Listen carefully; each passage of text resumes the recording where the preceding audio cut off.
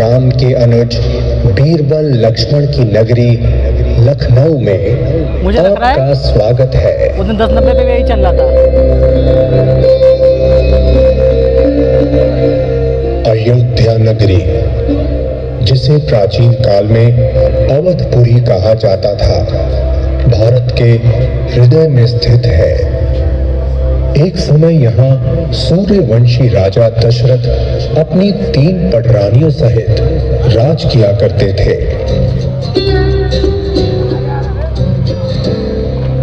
राजा दशरथ को 4 सुंदर पुत्रों का सुख प्राप्त हुआ। महर्षि वाल्मीकि के आश्रम में चारों भाई हंसते खेलते बड़े होने लगे और सभी आवश्यक विद्याओं में निपुण होते गए। विवाह के पश्चात श्री राम के राज्य अभिषेक की तैयारियां होने लगी, लेकिन रानी केकई की दासी मंथरा ने केकई को उकसाना शुरू कर दिया। रानी केकई मंथरा की बातों में आ गई और राजा दशरथ से अपने 2 वरदान मांग लिए।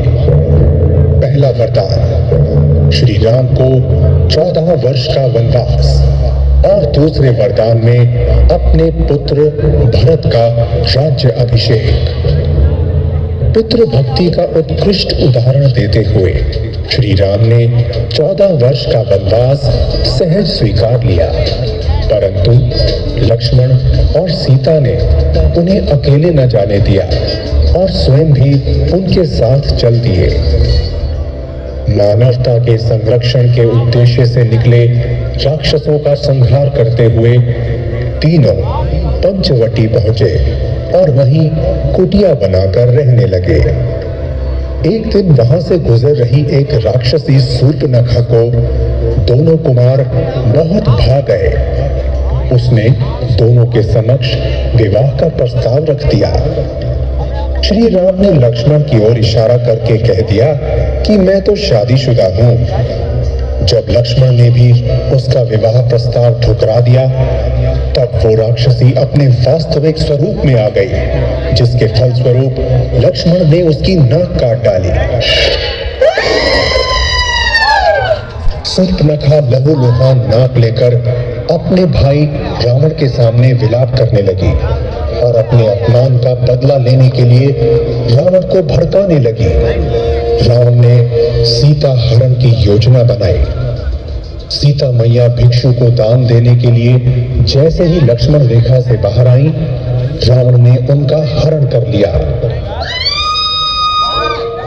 जंगलों में भटकते हुए लंका की खोज करते करते उनकी भेंट होती है हनुमान जी से, जो उनकी व्यथा सुनकर अत्यंत दुखी हो जाते हैं और उनकी आजीवन सेवा करने का प्रण लेते हैं। वानरों के राजा सुग्रीव से मिलकर ये लोग लंका पर चढ़ाई करने की योजना बनाते हैं।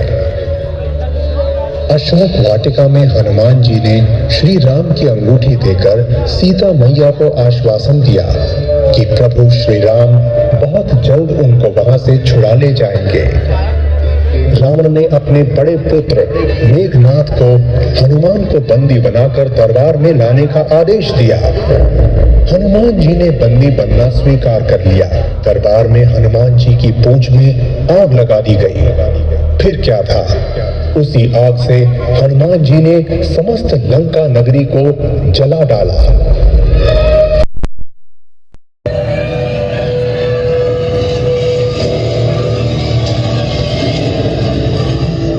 सोने की लंका धू धू करके विध्वंस होने लगी। हनुमान जी ने सीता मैया से निशानी के तौर पर ली चूड़ामणि जब श्री राम को दी तो श्री राम रोने लगे और प्रण किया कि युद्ध करके वो अपनी भार्या को रावण के चंगुल से छुड़ा लेंगे। दूसरी तरफ लक्ष्मण मेघनाथ की तरफ बढ़े। मेघनाथ ने घबराकर वीरघातिनी शक्ति चलाई,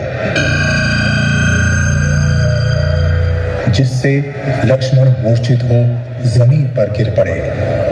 हनुमान जी उन्हें उठाकर शिविर में ले आए। जामवंत जी के कहने पर लंका के वैद्य सुषेण को बुलाया गया।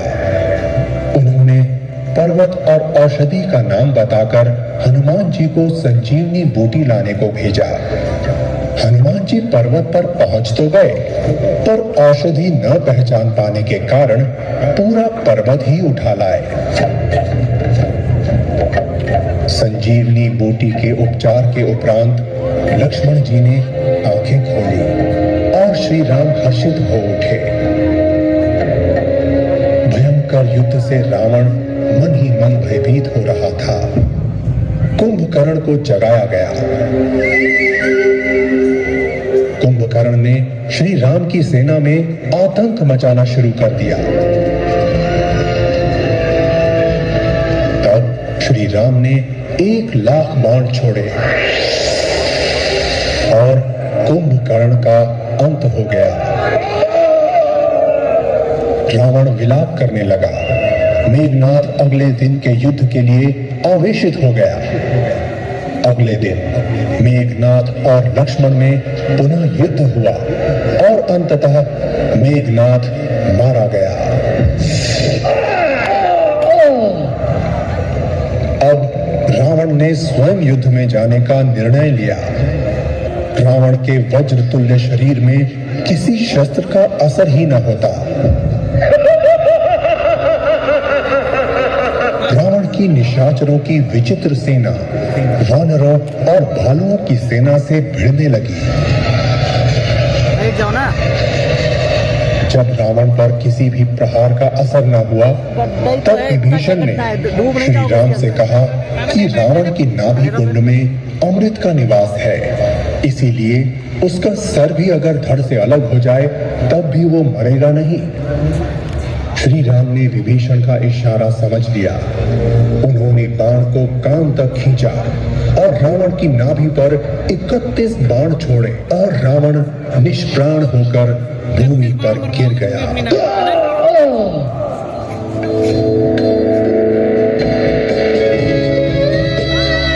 और फिर राम और सीता का मिलन हुआ। साथ ही बुराई पर अच्छाई की विजय हुई।